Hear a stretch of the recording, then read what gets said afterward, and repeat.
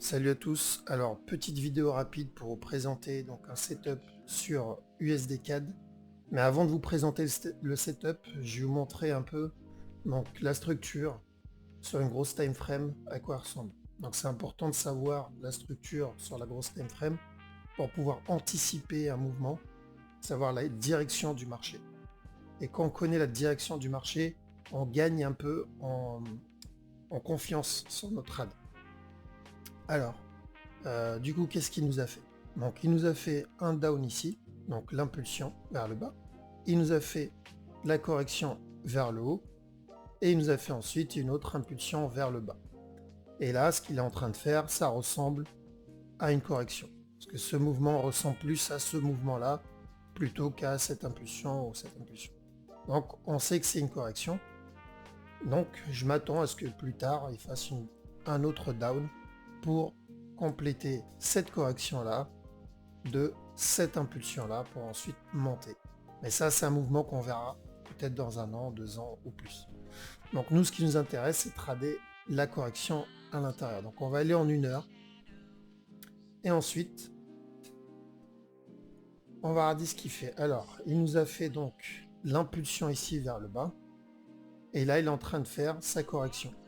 Donc moi, je vais attendre qu'il casse ce plus haut là pour former, hop, une fois qu'il a cassé ce plus haut, je vends. Je mets mon break-even dès que le marché chute. Pourquoi je mets mon break-even? Parce qu'il peut se retourner et me sortir. Donc s'il me sort, c'est pas grave, je suis en break-even. Et je revends plus haut. Je revends plus haut à chaque fois. Je fais mon break-even à chaque fois jusqu'à la chute. Et s'il chute, je m'arrête là. Mon TP, il est là. Pourquoi je m'arrête ici? Parce qu'il peut me faire un mouvement. Et je dis bien, il peut faire un mouvement comme ça. Donc chuter pour ensuite monter. Ce mouvement sera le A, B et C. Et donc ce A, B, C, ça sera la correction de ce mouvement-là. Donc ça, c'est la correction de cette impulsion. Et du coup, tout ça formera un A, B, C.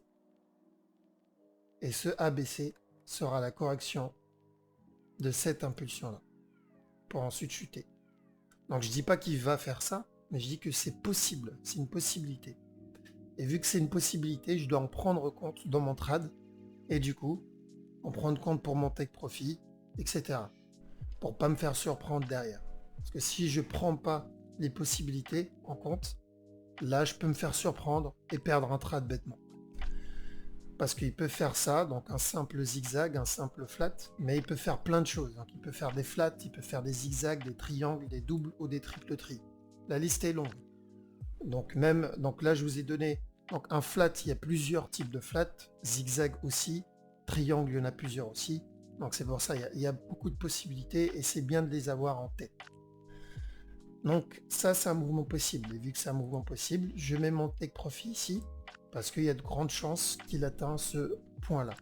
Par contre, là, il peut aussi très bien ne pas atteindre et casser. Il peut faire juste un contracting flat et ensuite chuter. Donc ça, c'est possible. Ça, un contracting flat, c'est aussi possible. Maintenant, moi, je rentre pas tant qu'il n'a pas cassé ici. Je préfère le vendre un peu plus haut. Comme ça, j'ai un bon risk-reward. Parce que là, il peut corriger et monter, ensuite chuter.